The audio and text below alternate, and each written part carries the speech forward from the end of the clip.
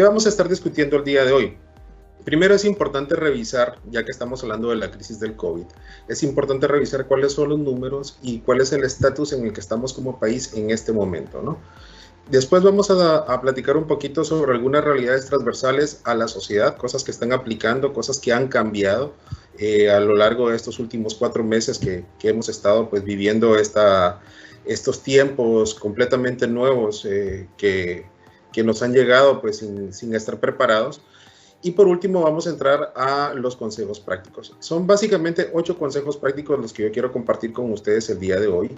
3 de ellos son de forma general y los otros 5 nacen a raíz de las experiencias presentadas en el Harvard Business Review realizado hace mes y medio, en el cual pues se plantean algunas experiencias de empresas de China. Y sobre todo me gustaría hablar del tema de esas empresas de China, ya que son acciones que ellos llevaron a cabo durante la crisis más directa de la pandemia y que nos sirven a nosotros, ya que nosotros todavía pues estamos en las fases en las cuales pues ellos ya pasaron. Entonces vamos a entrar de lleno. Primero vamos a revisar un poquito el estatus de país, como les comenté. Después veremos algunas realidades transversales que es importante que las tengamos en consideración a la hora de gestionar nuestras empresas, nuestros emprendimientos o las pequeñas empresas que nosotros estemos manejando. ¿Ok? Entonces, de entrada veamos cómo estamos ahorita con los números. La fuente de información a la cual yo estoy recurriendo pues es el Banco Mundial, la base de datos de Banco Mundial, en la cual están actualizados mediante fuentes oficiales cada uno de los países. Aquí es interesante ver en las gráficas que estamos viendo ahorita en dónde está ubicado Honduras. Tanto en lo que es el lado izquierdo tenemos lo que son los muertos y el lado derecho son los casos generados por el COVID. En el área centroamericana, sobre todo lo que tiene que ver con nuestra región, que es el Triángulo Norte, que es Guatemala, Honduras y El Salvador. En este caso, pues el país que más casos tiene es Guatemala con 21.120 casos, Honduras con 20.072 y El Salvador con 7.000 casos. Esto es interesante, esta información está actualizada al 1 de julio, ya que hasta el día de hoy salen las actualizaciones del día de ayer. En el caso de los muertos, Guatemala tiene 843 muertos, Honduras tiene 591 muertos y El Salvador 191 muertos. ¿Qué es lo importante destacar de esta gráfica? Número 1, a nivel de la proporción de la población, recordemos que Guatemala tiene una población de 16.6 millones de habitantes, Honduras de 9.7 millones de habitantes y El Salvador de 6.4 millones de habitantes, por lo cual nosotros tenemos menos de casi un poquito arriba de la mitad de la población de Guatemala y tenemos casi la misma cantidad de casos. Eso es bastante preocupante, ya que nos está afectando con la prolongación del encierro, con la prolongación de la cuarentena. Por lo tanto, la economía en general se va a ver igual de afectada. Viéndolo desde otro punto de vista, digamos que estamos apenas empezando con el asunto de la pandemia para nosotros aquí en el Triángulo Norte. Adicional a eso, pues aquí también tenemos ciertos datos que son relevantes mencionarlos, como el caso de cuántas camas por cada 1.000 habitantes. En el caso de Honduras, la última información oficial que se había dado había sido para el 2014 y era de 0.72 camas por cada 1.000 personas. Ahora, yo creo que para todos nosotros los que vivimos tanto en el área centroamericana, hemos visto en las noticias que el sistema en general ha colapsado, que no hay espacios tanto en los hospitales públicos como en los hospitales privados. Y esto pues es bastante delicado en el sentido de que todavía no hemos ni siquiera salido de la crisis de la enfermedad. Por lo tanto, la crisis de la economía que se vendrá luego no nos ha afectado. Y para eso es importante revisar estos consejos prácticos para estar preparados para lo que viene. Aquí podemos ver algunas noticias que se están dando, por ejemplo, en el caso de la revista The Economist. Básicamente lo que nos están contando ellos es que la crisis ni siquiera se ha terminado de de acentuar, sino que apenas estamos empezando nosotros a vivir todas estas implicaciones y todas estas complicaciones. Lo interesante de todo esto es de que ha llevado a que los seres humanos pues nos comencemos a comportar de forma distinta, comenzamos a tener otro tipo de hábitos de consumo, debido a que nuestro estilo de vida ha cambiado radicalmente desde el momento en que empezó la pandemia. Entonces ahora vamos a ver un poquito sobre cómo estamos en temas económicos como base para poder entender en dónde están parados los emprendedores de la región. Sobre todo en este caso, pues puntualmente para los hondureños. Aquí lo que estamos viendo es el Producto Interno Bruto per cápita, como podemos ver. Pues en nuestro caso en Honduras tenemos un menor Producto Interno Bruto comparado tanto con El Salvador como en el caso de Guatemala, y esto pues se debe a varias variables. Una de estas variables es que nosotros en Honduras, lamentablemente nuestra economía no está sustentada en la generación de productos con alto valor agregado, sino que estamos todavía en la generación de productos básicos, con poco valor agregado o con poco nivel de manufactura y de tecnología. Por lo tanto, las ganancias que nosotros generamos como país al momento de hacer nuestras exportaciones, pues son bastante reducidas si las comparamos con productos que El Salvador y Guatemala están produciendo. Productos con un mayor valor agregado y por lo tanto generan mayores ingresos al país. En esta situación lo que ha pasado es de que las importaciones de Honduras han incrementado y por lo tanto ha habido un cambio económico en el país y hemos pasado de ser productores a ser más comerciantes. Veamos en caso de la inflación, en este caso pues estamos hablando de Honduras y Guatemala, no mencionamos el caso de El Salvador, ya que El Salvador al haber adoptado el dólar pues ellos renunciaron a sus herramientas fiscales, que es el tema de la evaluación y devaluación de la moneda. En el caso de nosotros pues nos mantenemos o nos veníamos manteniendo arriba de Guatemala. Pero lo interesante es que en el momento de que arranca la crisis del COVID, pues todos los números que venían, todas las tendencias que venían hasta el mes de febrero, para ser más puntual, hasta el mes de marzo se distorsionaron. Y a partir de ese momento, todas las proyecciones que se tenían se han lastimado en el sentido de que la inflación va a subir, el Producto Interno Bruto va a bajar, etc. Si lo vemos también en el tema de la renta, pues lo mismo, ¿verdad? Mismas condiciones. En el caso tanto de El Salvador, Guatemala y Honduras. Entonces, ¿por qué es importante mencionar estos factores económicos generales? Para poder entender qué es lo que está pasando con los pymes, ¿ok? Lo primero es poder mencionar, en el caso, aquí tenemos el índice de facilidad para hacer negocios. Honduras estaba ubicado en la posición 133 de 148 países en los cuales se realizó esta medición. Y para compararlos con los países que están en la región, Guatemala está en la posición 96 y El Salvador está en la posición 91 y nosotros estamos en la posición 133. ¿Qué significa este índice? Es todos los requisitos que necesita una persona para poder emprender un negocio. Por lo tanto, en nuestros países vecinos, una persona con cualquier idea, con cualquier intención de emprendimiento, pues puede realizarlos de mejor forma. En nuestro caso, pues sí se complica un poquito por la cantidad de trámites que se tienen que realizar, por la cantidad de permisos que se tienen que hacer, todo ese proceso que se vuelve bastante engorroso, muy burocrático, han hecho que pues se reduzca las intenciones de poder crear nuevos negocios o nuevos emprendimientos. Esto es antes del COVID. Ahora, después del COVID, pues imagínense, el impacto todavía es un poco mayor. Ahora, ¿por qué es importante mencionar todo esto? Ya que estamos hablando del tema, el tema central aquí es el asunto de los emprendimientos y los pymes. Pero ¿por qué mencionar el tema del índice de facilidad para hacer negocios? Bueno, no es algo nuevo. De hecho, desde el 2013 hemos visto noticias como la que estamos viendo ahorita en pantalla, en la cual la economía informal pues ya venía dando grandes crecimientos. En el 2013 se estimaba que el 72% de la economía en Honduras es informal. ¿Qué es la economía informal? Pues son todas estas personas que se dedican a la comercialización o prestación de servicios que no están enmarcados dentro de una empresa grande o dentro de una empresa constituida. Algunas veces estos emprendedores sí efectivamente declaran sus impuestos, en otras ocasiones no. Yo creo que todos, más de alguien conocemos que tiene una pequeña iniciativa, tiene un pequeño negocito, entonces son estas personas a las que nos referimos. Pero ¿qué está pasando hoy en día? Bueno, si en el 2013 ya venían crecimientos bastante altos sobre la economía informal, imagínense con esta noticia es del mes de mayo y dice que en más del 50% crece el comercio informal en el Distrito Central. Esto que estamos mencionando del Distrito Central es algo que se ha replicado y que se está replicando en todo el país. En todo el país hemos visto cómo han surgido negocios, cómo amigos que antes se dedicaban a algo, que tenían un trabajo y que lo perdieron desafortunadamente por el tema de la crisis, hoy en día se están dedicando a la comercialización de bienes, de servicios, etc. Entonces, ¿quiénes son estos nuevos emprendimientos y quiénes están conformando la economía informal? Bueno, por un lado tenemos a todos los emprendedores que estaban antes del COVID.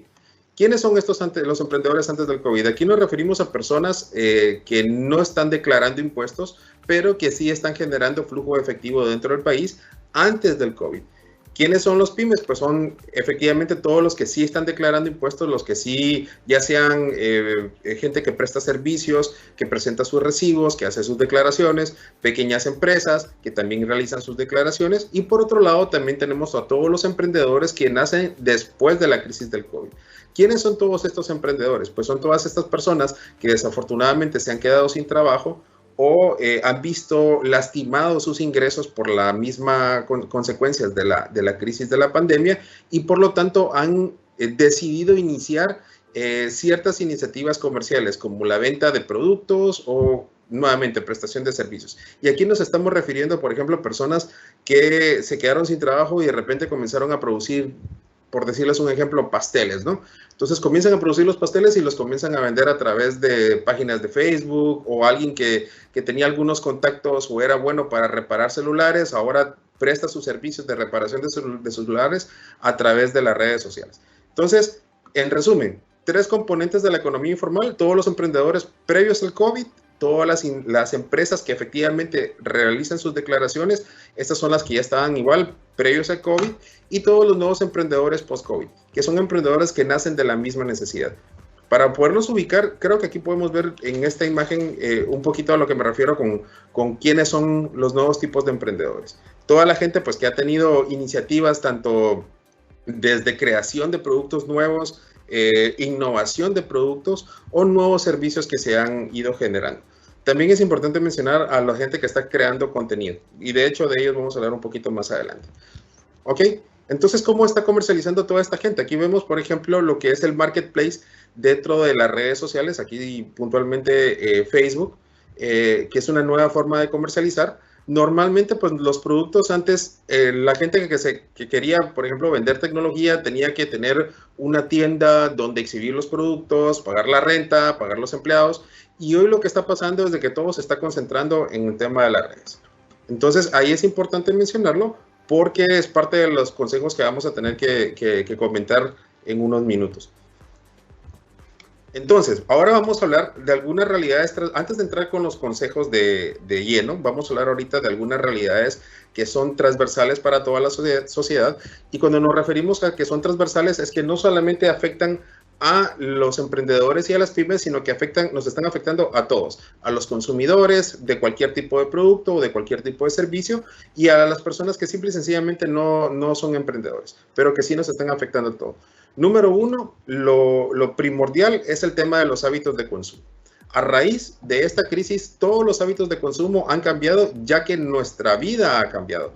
Nuestro estilo de vida ha cambiado radicalmente. Hace 4 meses no nos imaginábamos que, por ejemplo, íbamos a tener que pasar toda la modalidad de aprendizaje, y esta reunión que estamos teniendo en este momento es un ejemplo de ella, pasar toda la modalidad de aprendizaje a lo que son las plataformas electrónicas.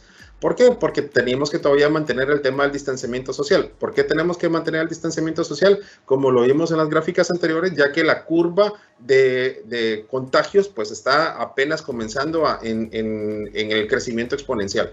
Entonces, todos estos hábitos de consumo que estamos teniendo hoy en día Yo creo que no hay una persona de los que estamos aquí que no hayamos, o de los que estamos escuchando, que no hayamos hecho una compra en línea. Compras que antes nosotros nos movíamos, nos subíamos al carro, íbamos al supermercado, entrábamos, seleccionábamos nuestros productos, íbamos a la fila, pagábamos en caja y después nos íbamos a nuestras casas.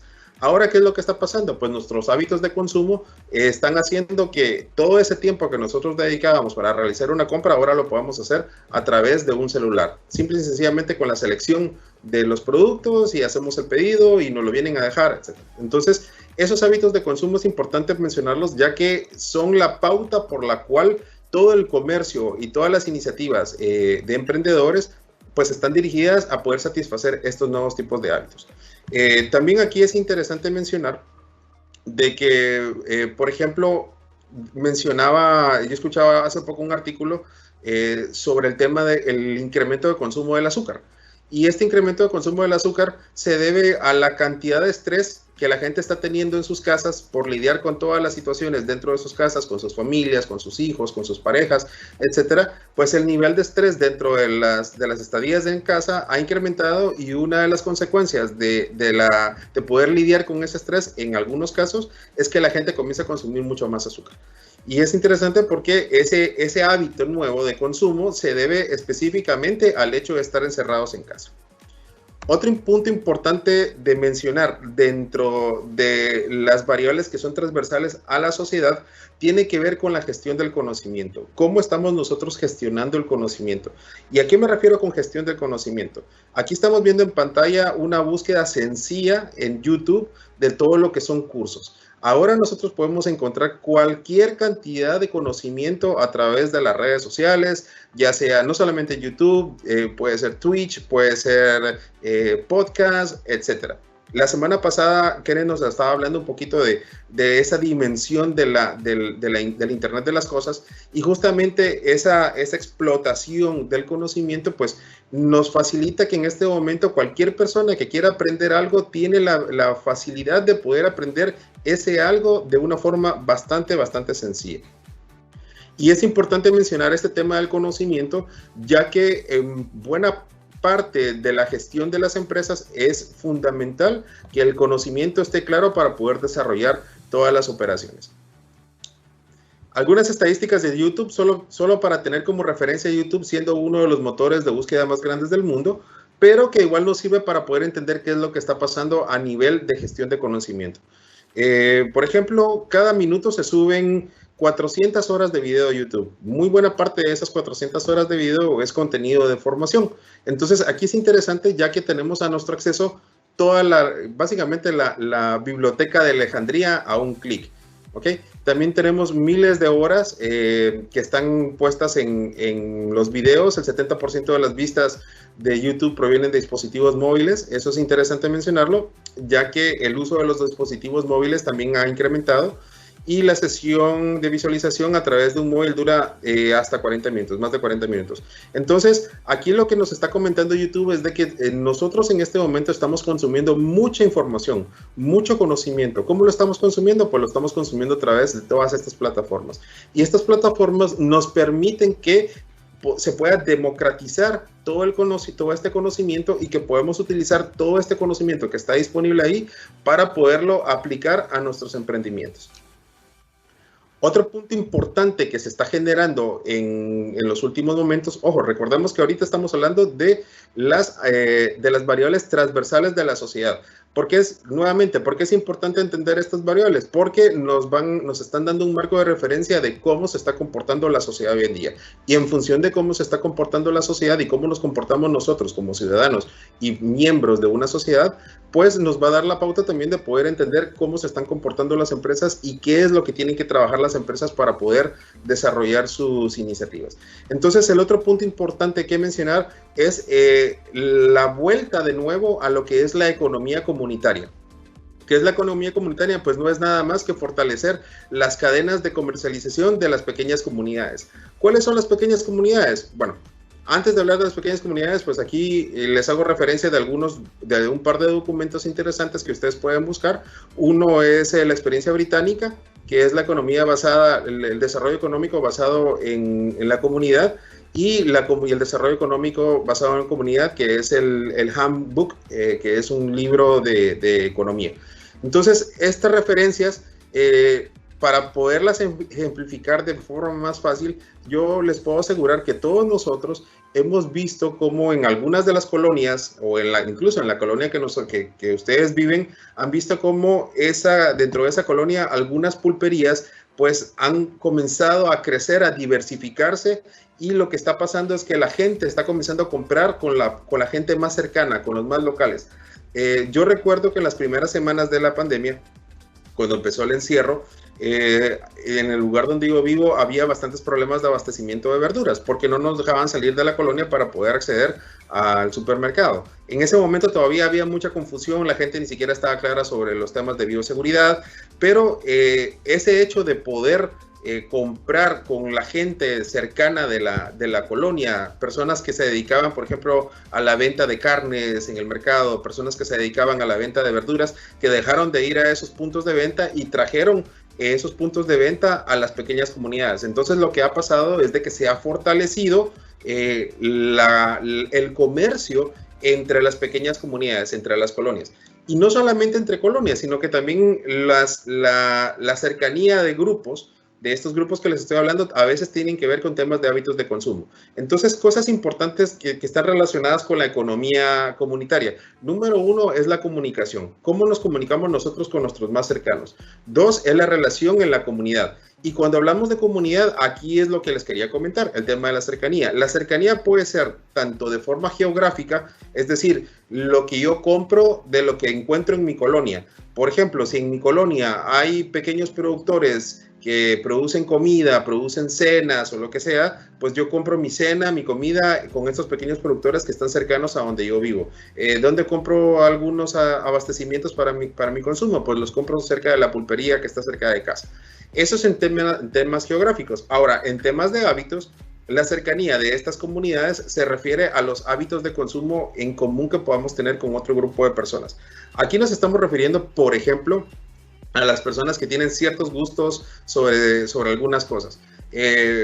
Por ejemplo, la gente que dedica mucho tiempo de su vida a jugar juegos en línea, pues es toda una comunidad, ¿no? Que hay cierto conocimiento, hay ciertas reglas dentro de esa comunidad que son los que se dedican a los juegos, los gamers.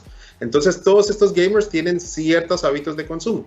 Y lo mismo pudiéramos simplificarlo con otros grupos, ¿verdad? Con otros pequeños segmentos de población que están en comunicación debido a los intereses que tienen en común. Ok, entonces, habiendo dicho esto, que son 3 elementos a nivel transversal de la sociedad. Número 1 es los hábitos de consumo. Número 2 serían la economía comunitaria, ¿verdad? Y número 3 estaríamos hablando de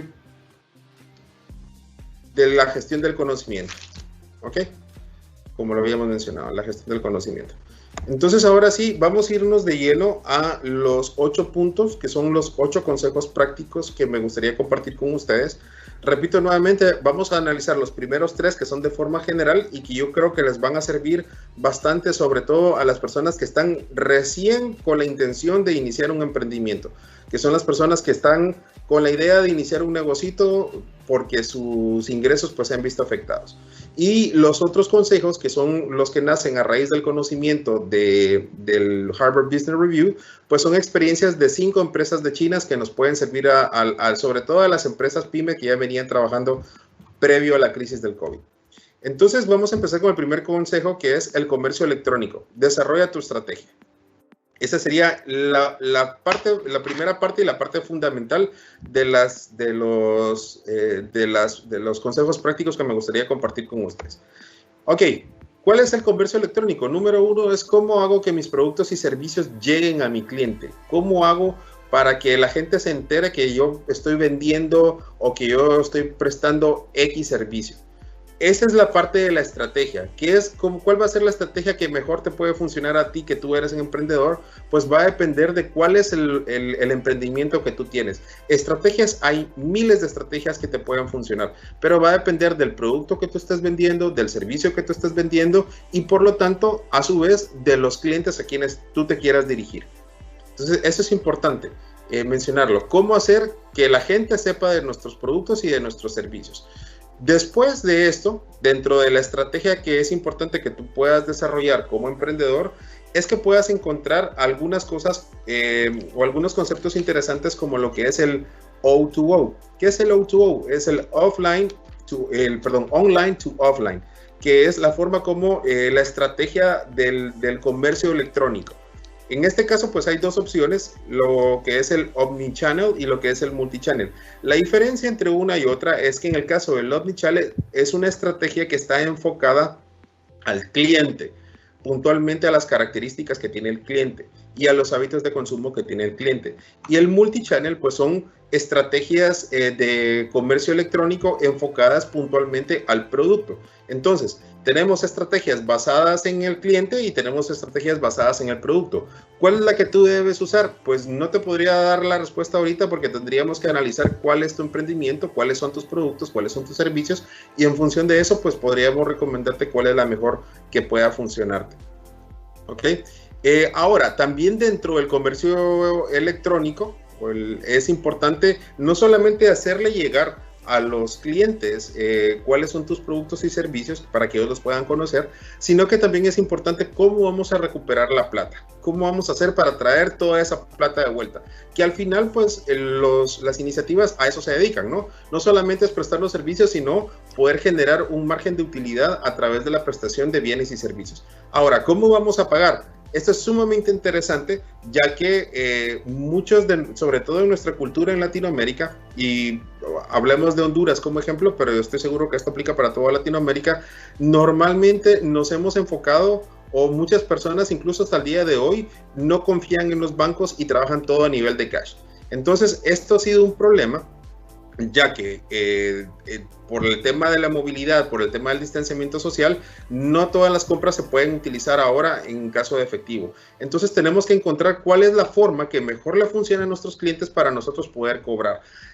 ¿Qué podemos utilizar para poder cobrar? Pues ahora todos los bancos, no sé si ustedes han visto, pero lo más seguro es que la mayor parte de los anuncios que ustedes van a ver de bancos, hoy en día estamos generando o se están generando plataformas nuevas para poder realizar transacciones en las cuales pues se puedan debitar de sus cuentas, y como en lo que estamos viendo aquí en medio, donde no es ni siquiera necesario el uso de la tarjeta. Entonces es importante que sepamos cuál es la forma en la que mejor le funciona a nuestros clientes para poder traer nosotros ese dinero a vuelta. Si, por ejemplo, si tú te dedicas o tienes una iniciativa para la venta de fertilizantes y productos agrícolas, lo más seguro es que la mayor parte de tus clientes han trabajado toda su vida con el dinero, ¿verdad? Entonces, ¿cómo hacer que tus clientes pasen de trabajar con dinero a pagarte en línea? Pues es un reto. Y ahí ese reto requiere también de mucha educación, no solamente en tu caso, sino también de tú hacia tus clientes. Ahora, ¿cuál es la que mejor te va a funcionar? Pues va a depender del tipo de producto, nuevamente del tipo de producto, del tipo de servicio que tú estés ofreciendo a tus clientes. Ahora vamos con el número 2. El consejo número 2, y lo vamos a reforzar con la última experiencia de una de las empresas de China. El consejo número 2 es ser flexibles, identificar nuevos productos, servicios y nuevos canales.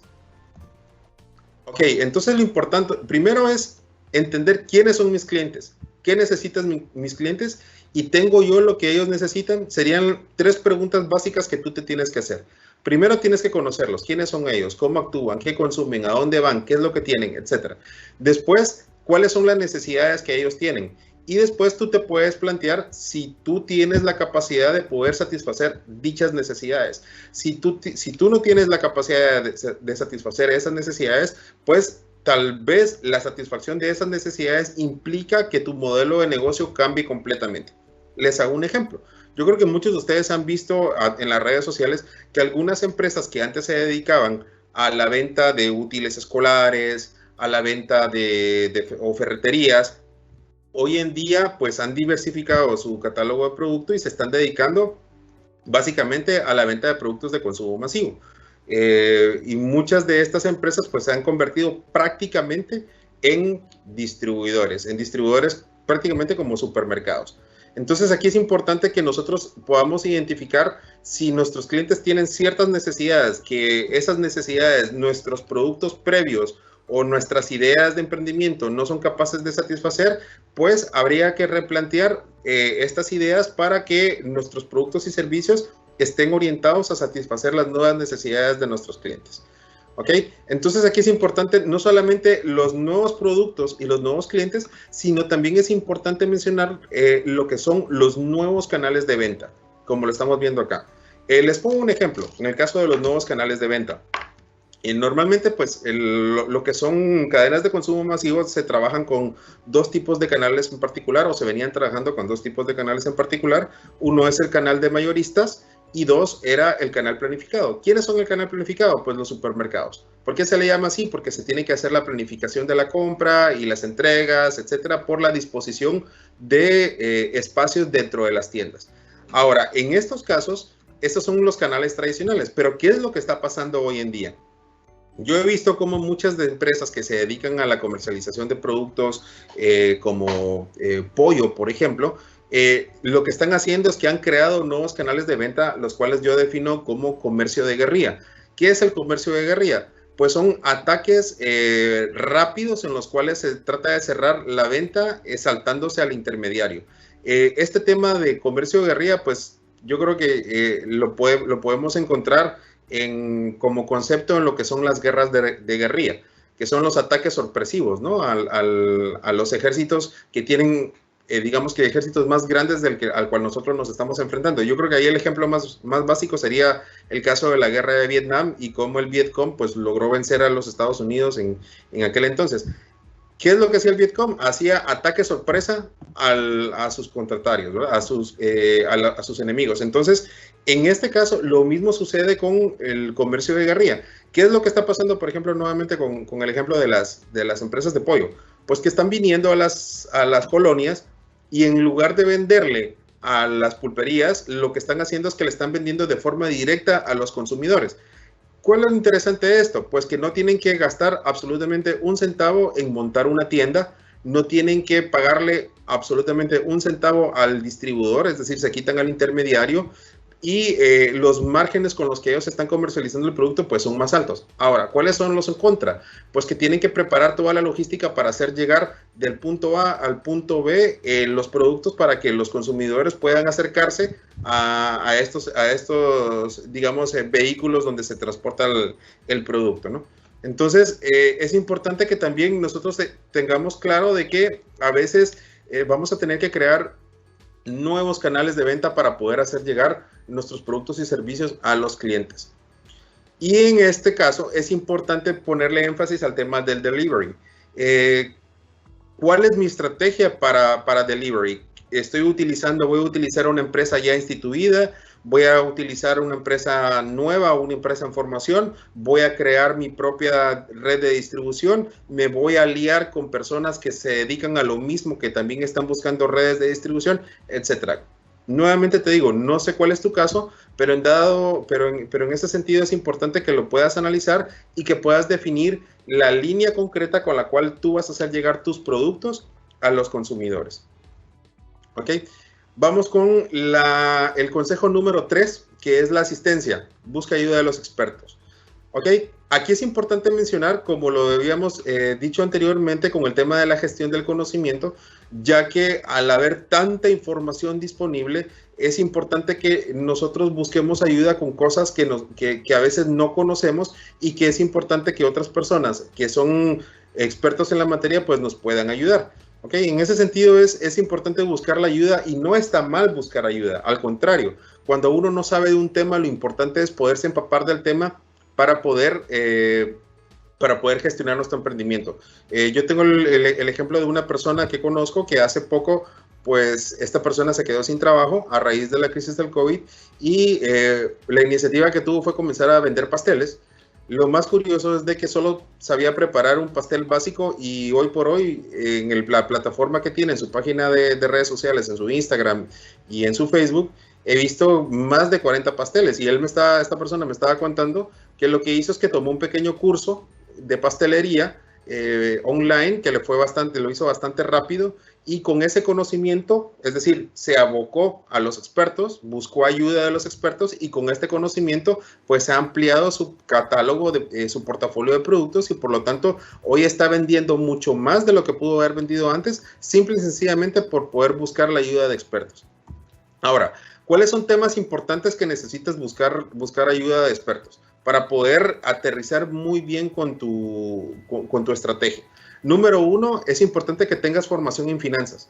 Es importantísimo que puedas manejar tus números, no solamente tus temas de venta, sino tus cuentas por cobrar, que puedas manejar tus cuentas por pagar también, que puedas manejar tu rotación de inventario, si es que tienes inventario, si te dedicas a la prestación de servicios, pues si vas a necesitar un apalancamiento financiero, etcétera. Lo que mencionábamos del comercio electrónico, es importante que también tú te puedas abocar a expertos en comercio electrónico que te puedan ayudar para la formación de una estrategia más aterrizada y más completa. La asistencia técnica, como lo que les mencionaba en el caso de esta persona, buscó asistencia técnica para la producción de pasteles, y en este caso pues también aplica para cualquier tipo de emprendimiento. Es importante que puedas buscar ese tipo de asistencia técnica personalizada para que te pueda ayudar a entender tu negocio y que puedas pues llevar a cabo la iniciativa con el mayor grado de éxito. Y por último, procesos de financiamiento, y en este caso es interesante porque la mayor parte de financiamientos no se están otorgando simple y sencillamente porque la gente no conoce a quién acudir, cómo acudir, qué documentos presentar, etcétera. Entonces, en nuestro caso en Honduras tenemos, en este momento se están gestionando algunos fondos financiados por Banprovi y BSH, en los cuales están orientados puntualmente a lo que son emprendedores y pymes. Ahora, ¿cómo tú puedes aplicar a eso? Justamente aquí es donde yo te menciono que tienes que buscar ayuda con expertos en la materia que te puedan orientar y ayudarte a completar la documentación y a completar todos los requerimientos para que tú puedas acceder a esos financiamientos si es que los necesita tu proyecto. ¿Ok? Es importante. Todo esto que acabamos de mencionar se resume en que podamos cerrar el e-commerce y que podamos cerrar la estrategia, y que todo este conocimiento que hemos absorbido a través de pedir la ayuda a los expertos, pues lo veamos reflejado en nuestras ventas.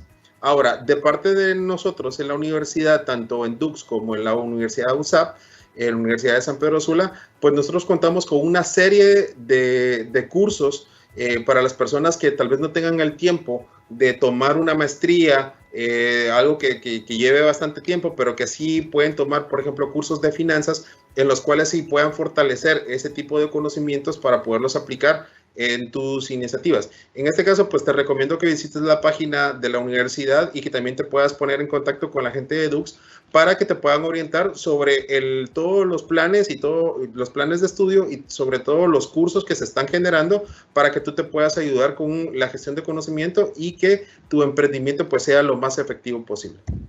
¿Ok? Entonces ahorita vamos a hacer una revisión. Los otros 5 consejos que nos hacen falta, esos están basados en este documento que es el Harvard Business Review, escrito por Martin Rivets, Nicholas Lang y Philip Carlson.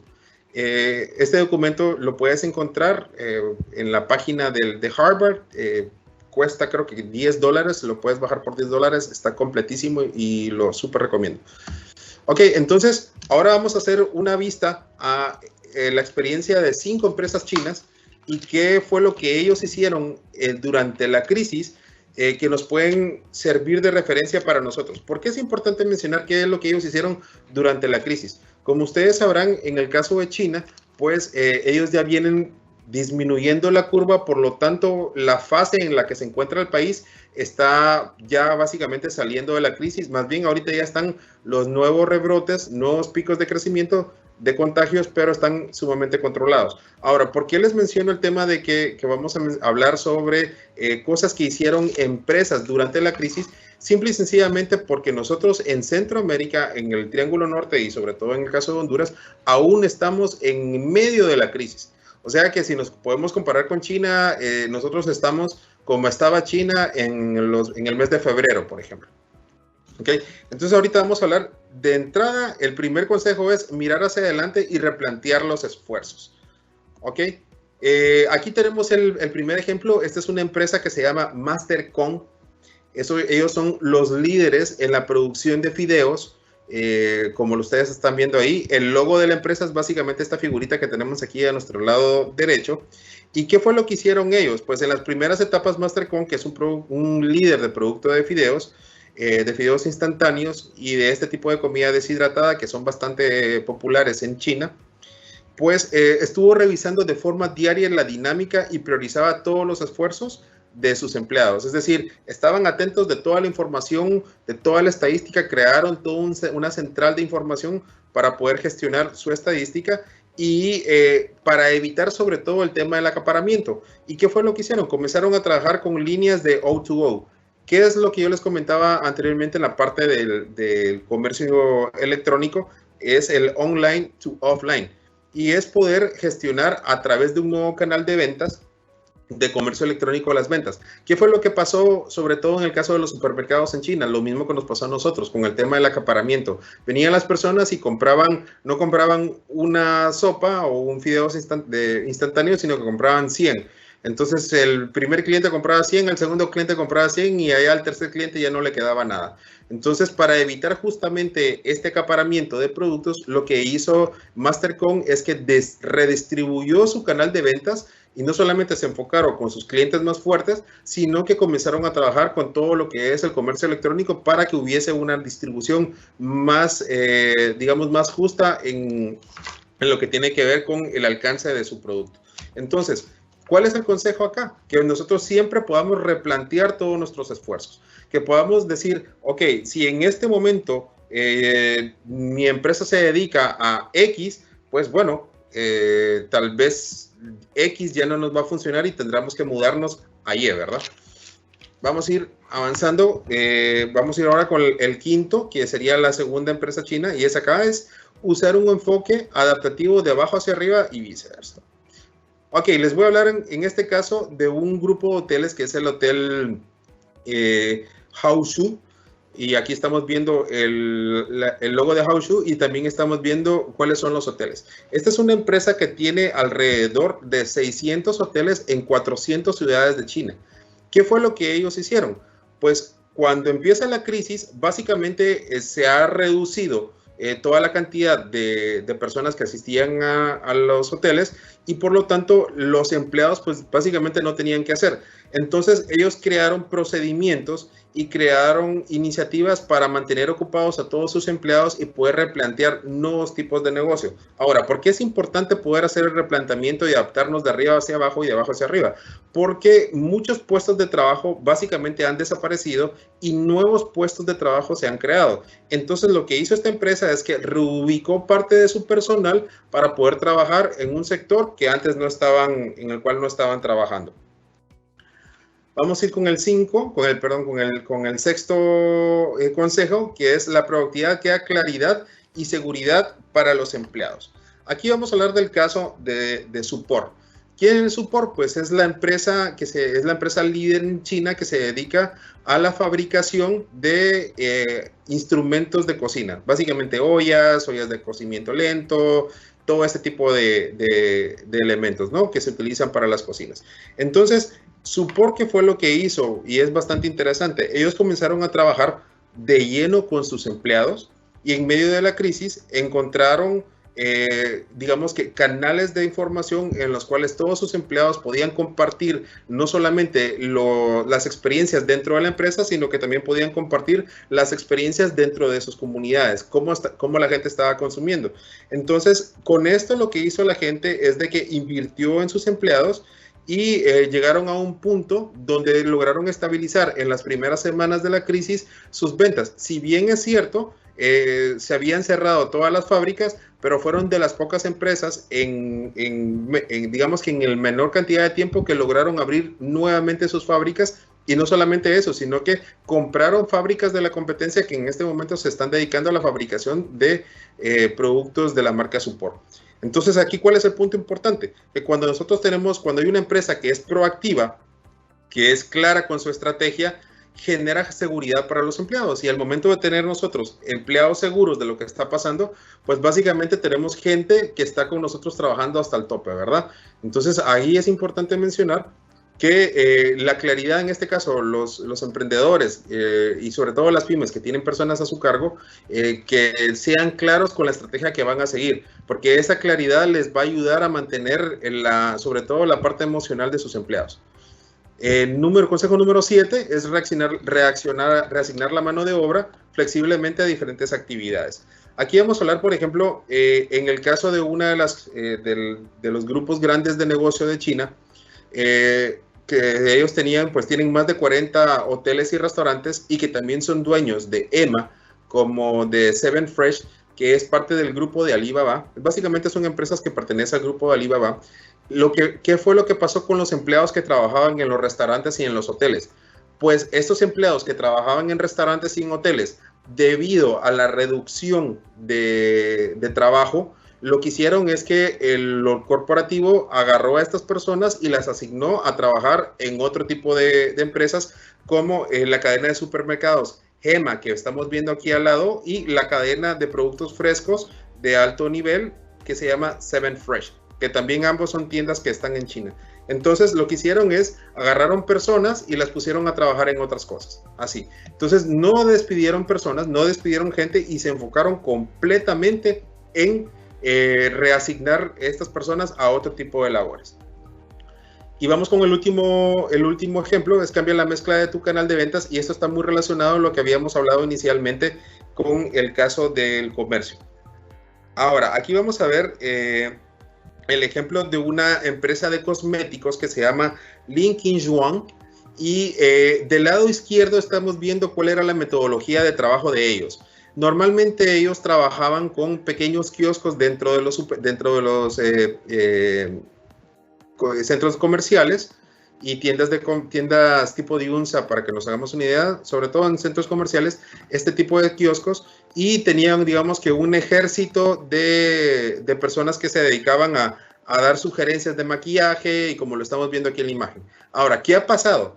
Pues debido a que se ha tenido que cerrar, o que se tuvieron que cerrar todos los centros comerciales, lo que hizo la empresa es capacitó a su personal y los convirtieron de ser asesores de cosméticos in situ, con las personas que estaban dentro del centro comercial, los convirtieron en asesores de maquillaje, pero todo a través de línea.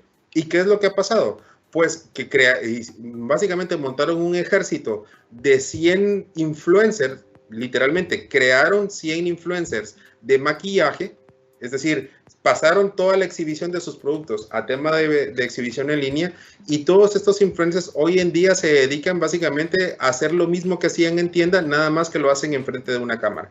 ¿Y cuáles han sido los resultados para la empresa Lin Qingjuan? Pues básicamente son el crecimiento de un 200% de las ventas en medio de la crisis. Entonces, esto es importante que lo tengamos en consideración, ya que en algunos de los casos podemos nosotros formar a nuestros empleados para pasar a la parte electrónica. Entonces, en resumen, de parte interna, fórmate, forma tu personal para poder atender las necesidades de tus clientes, estúdialos, analiza qué es lo que necesitan, y ajusta tus operaciones a satisfacer esas necesidades. De forma externa, crea una estrategia comercial que incluya el comercio electrónico y la cadena de suministros, y busca ayuda de expertos para poder mejorar tus operaciones.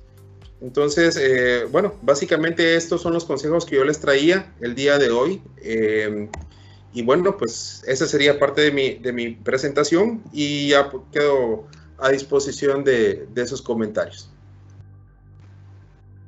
Muchas gracias, Carlos. Sí, tenemos un montón de preguntas, como siempre. Vamos a empezar. Te pediría que fueras bien concreto para ver y conciso, para ver que podamos contestar la mayor cantidad de ellas. Pregunta Manuel López. ¿Qué tanto peligran los microempresarios y emprendedores en estos tiempos de pandemia? Y sobre todo, ¿en cuánto tiempo la economía volverá a recuperarse? Ok, ahí son dos preguntas. Vamos a tratar de darle forma. Vamos a empezar con la segunda para poder darle sentido a la primera. ¿Cuándo esperamos nosotros que la economía se va a recuperar? Bueno, lamentablemente traigo malas noticias para ustedes. La economía nunca será igual a como era antes de la pandemia. Ya absolutamente todo cambió. No es que nos vamos a recuperar, sino que tenemos que crear una nueva economía, porque no podemos regresar para atrás. Ahora, a nivel práctico, se estima que nosotros vamos a estar en este tema de toques de queda, de estar encerrados, por lo menos en Honduras, según la gráfica que vimos al inicio de la pandemia, vamos a estar encerrados por lo menos todo este año, Y algunos expertos dicen que todo el tema de la pandemia puede llegar a durar hasta 2 años. Ahora, ¿cómo se va a comportar la economía? Pues va a tener que reajustarse y readaptarse y surgir en nuevas formas distintas. Ahora sí viene la otra parte de la pregunta que tiene que ver con los emprendedores. Yo creo que en este caso los emprendedores son los que van, más bien, son los que van a sostener la economía.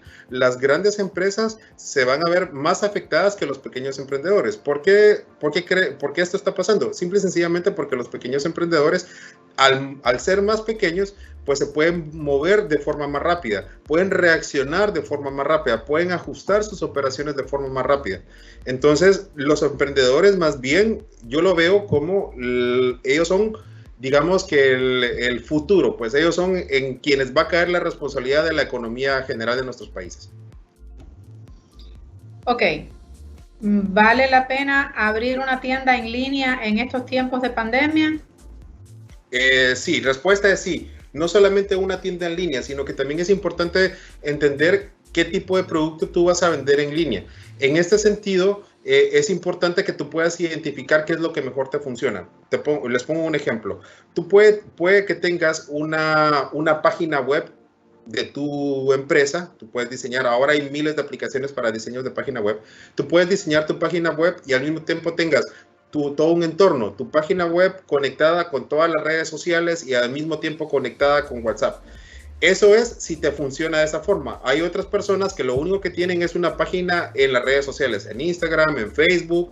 Incluso hay personas que ni siquiera eso, que solamente publican sus productos en lugares como Marketplace. Y también está otra opción, es de empresas que tienen básicamente bases de datos en WhatsApp y que hacen llegar todos sus productos a WhatsApp. Ahora, ¿cuál es la que mejor te va a funcionar a ti? Pues va a depender qué es lo que tú estés vendiendo. Ahora, contestando a tu pregunta, ¿es el momento de tener una tienda en línea? Es el momento. Ahora, absolutamente todo tenemos que pasarlo en línea. Para que tengamos una dimensión, al cierre del 2019, en China, el 36% de las ventas a detalle se realizaron en línea. En Estados Unidos, se estima que fue el 18% de las ventas que se realizaron en línea. Ahora, durante la pandemia, ese número ha crecido de forma exponencial y se estima que al cierre del 2020, en China, alrededor del 80% de las ventas de detalle se realicen en línea. Entonces, es una tendencia inevitable que va todo para allá. Bien. Varias personas preguntaron qué tan recomendable, Carlos, es emprender en este tiempo, pero creo que ya de alguna manera tú lo has contestado, ¿verdad? De todas maneras, si quieres volver sobre eso cuando respondas a otra pregunta, pues lo puedes hacer. Sí, solo me gustaría agregar algo así rapidito. ¿Qué tan recomendable es emprender en este momento? Yo creo que tiene que ver, más que recomendable, tiene que ver con un tema de supervivencia, un tema de ajustarnos a las nuevas realidades. Y una de las cosas que nos hacen ser distintos como especie, los seres humanos, es justamente que tenemos esa capacidad de supervivencia y de podernos ajustar a los nuevos ambientes. Y lo hemos venido haciendo, no de ahorita, lo hemos venido haciendo desde que el ser humano es ser humano, ¿no? Entonces, esa naturaleza de poder subsistir es la que nos tiene que motivar a poder emprender. Bien, y un poquito relacionado con esto, pregunta Manuel Miranda, dado que el mundo ha cambiado, ¿qué tan inestable puede ser un negocio que se adapta solo a tiempo de pandemia? Por ejemplo, el crecimiento de los delivery o de las clases online. Ok, en este momento nosotros estamos viendo que hay un crecimiento en esas dos, para hacer puntualmente el tema de los deliveries y de las clases online. Estamos viendo que ha habido un crecimiento, y diría que es un crecimiento exponencial, porque no hubo un proceso de transición. Nuevamente hago el comentario de las ventas en línea al cierre de China del 2019. Ellos se venían preparando desde hace tiempo. Por lo tanto, el 36% de sus ventas de retail se hicieron a través en línea. Ahora, ¿qué es lo que está pasando hoy en día? Nosotros tal vez vemos un crecimiento exponencial en esto, pero este crecimiento va a llegar a un punto en que se va básicamente a estabilizar y esa va a ser la nueva realidad. Por lo tanto, no va a haber ningún problema en el sentido de que esto vaya a bajar. Más bien esto se va a convertir en la nueva realidad de nosotros. Tanto las clases, miren, el tema de educación ya cambió completamente. Yo hablaba, por ejemplo, con mi hermana y mis sobrinos que estudian en un colegio acá en La Salle y me decían que todo este año lo van a hacer en línea y es posible que el siguiente año que venga también se vaya a hacer todo en línea. Entonces, ahí es importante que lo tengamos en consideración, que si bien es cierto, en este momento es el boom, pero ese boom va a llegar a un punto y se va a estabilizar. Y esa se va a volver la nueva norma. Ahora, ¿quiénes son los que van a quedar en compitiendo? Pues van a ser los que mejor sepan hacer las cosas, los que mejores programas de educación puedan presentar, los que tengan las entregas de delivery más rápido, en tiempo y forma, etcétera, o los que mejor opciones de pago puedan ofrecer para el tema del delivery, etcétera. Entonces, está creciendo en este momento, pero no solo se va a quedar en este momento, sino que esto se va a estabilizar, va a tender a la estabilización y se va a convertir en la nueva norma. De acuerdo, de acuerdo. Pregunta Eugenio Núñez, ¿usted piensa que el gobierno de Honduras, dentro de sus gestiones del manejo de la economía durante la pandemia, está apoyando a pequeños emprendedores que están empezando en el mercado? A ver, con el caso de la administración, yo creo que para todos no es desconocido, que lo hemos visto en cualquier cantidad de noticias, que efectivamente, puntualmente para el caso de Honduras, ya quisiera la pregunta puntual sobre el caso de Honduras. Siento yo que, bueno, no solamente mi sentir, sino que lo que dicen las noticias es que hemos visto una serie de irregularidades al momento de la administración de la crisis, pero por otro lado, no solamente el tema del gobierno central, sino que también hay instituciones financieras, lo que yo mencionaba, por ejemplo, de los fondos de Banpro y BCH que están dirigidos para las pymes. Yo creo que hay opciones, tal vez no serán las mejores, les soy honesto, tal vez no serán las mejores, pero hay opciones para poder ayudar a las pymes. Nos encantaría que nuestros gobiernos, no solamente en Honduras, sino que nuestros gobiernos en Latinoamérica fueran más beligerantes, pero lamentablemente tenemos lo que tenemos, ¿no? Y ante esas instituciones débiles, es importante que los emprendedores se puedan organizar y generen mucho conocimiento para que los emprendimientos sean los que sostengan la economía del país y no las grandes empresas.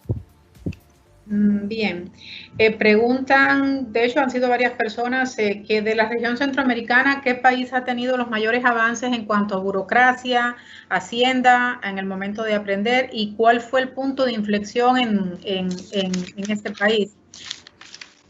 ¿Me la puede repetir de vuelta? No entendí lo de la burocracia.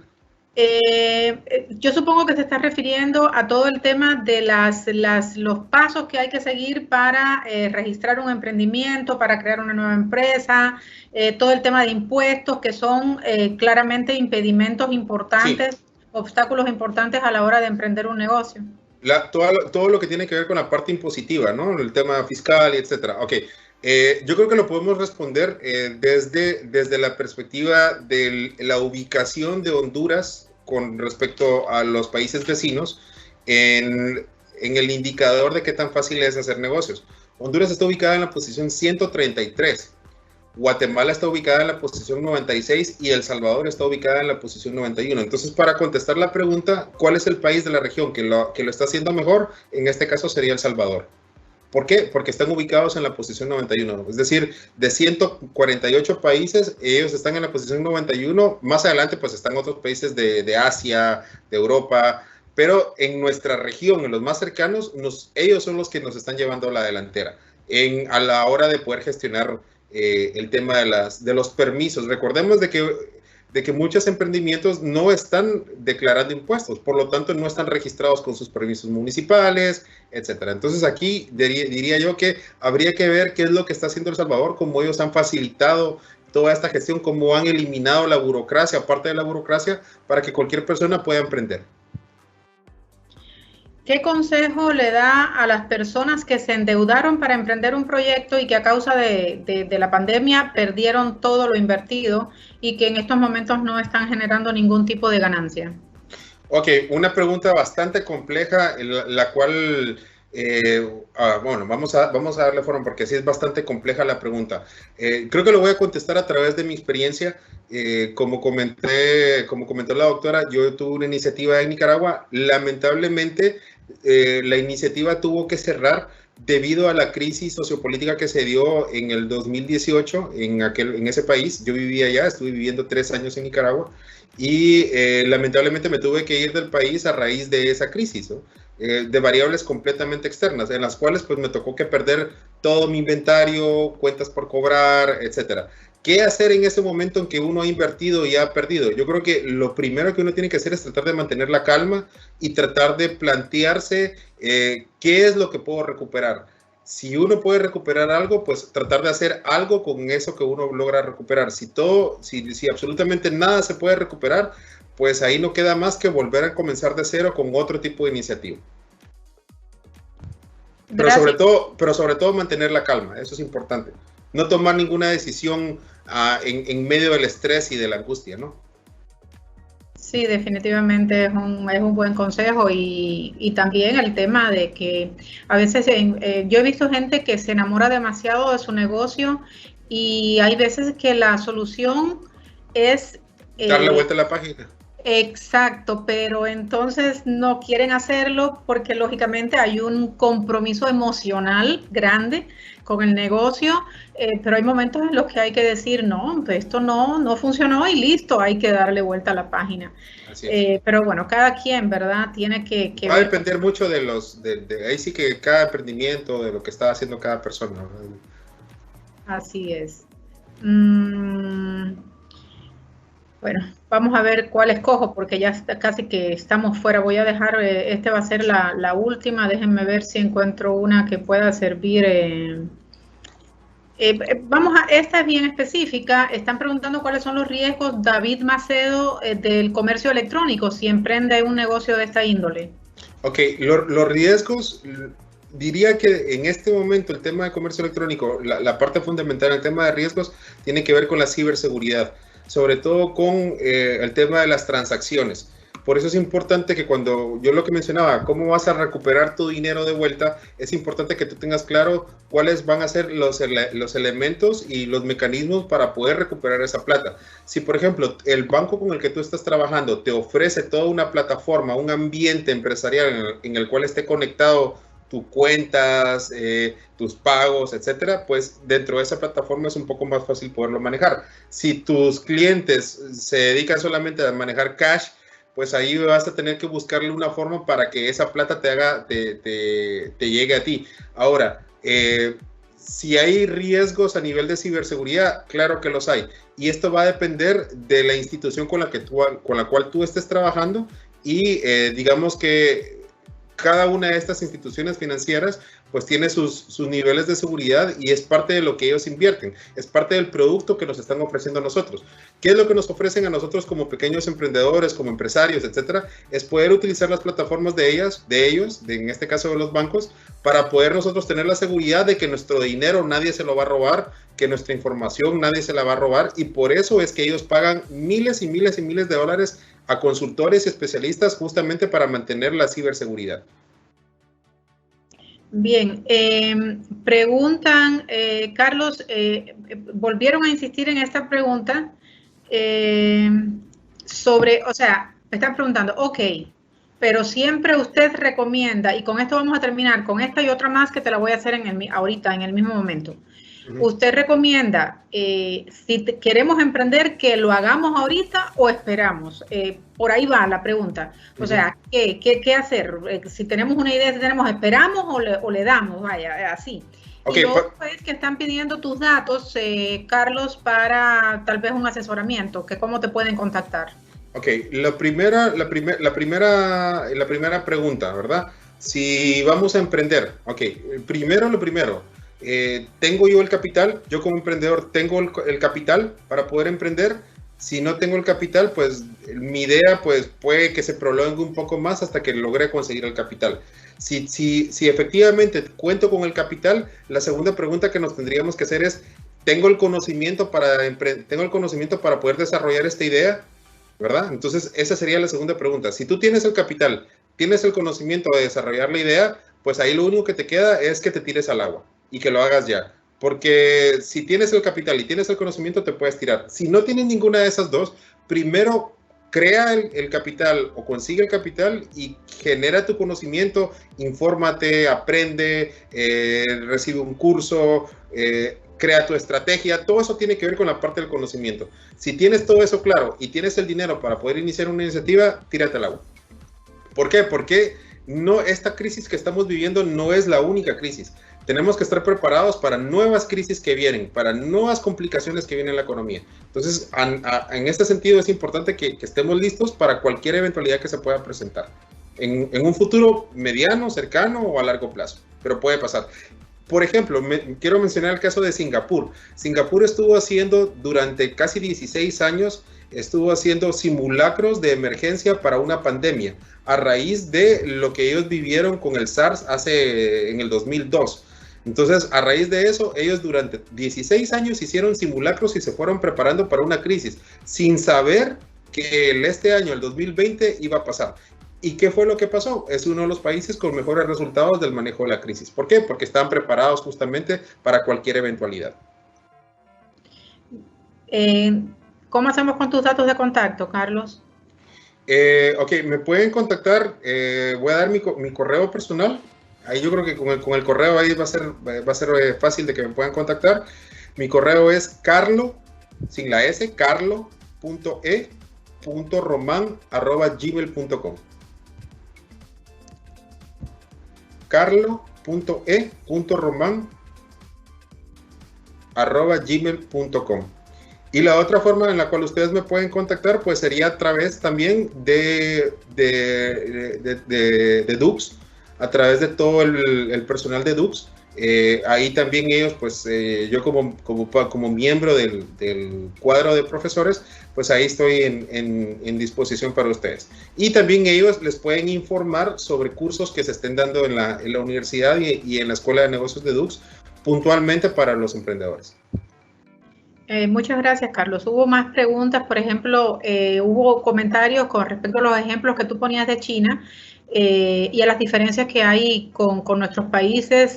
Ahora bien, yo les comento algo a la audiencia, y es que hay que estar siempre observando qué hacen incluso en otras latitudes, porque nos puede dar excelentes ideas, no quedarnos siempre en lo mismo, y nosotros tal vez saber cómo adaptar estas cosas a nuestras condiciones, a nuestros países, incluso cuando estamos viajando, haciendo turismo. Yo sé que ahora no se puede hacer, pero si uno está en el modo emprendedor, puede ver muchas experiencias en otros países que las puede trasladar de manera creativa a nuestros países. Hay otro tema que han estado preguntando, Carlos, pero no incluí estas preguntas para hacértelas porque se me ocurrió una idea.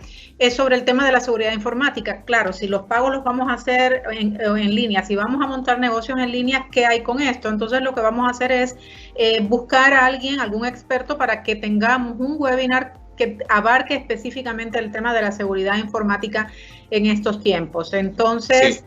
A mí no me queda...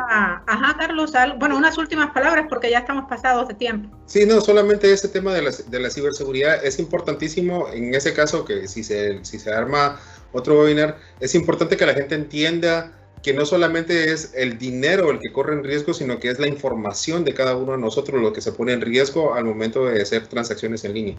Entonces, ahí es importante, porque eso es todo un universo, ¿verdad? Por eso es importante que las cosas que uno no sepa, que uno no maneje, uno pueda consultar a expertos para que nos puedan iluminar y nos puedan dar una guía de cómo actuar en este nuevo mundo cambiante que estamos viviendo.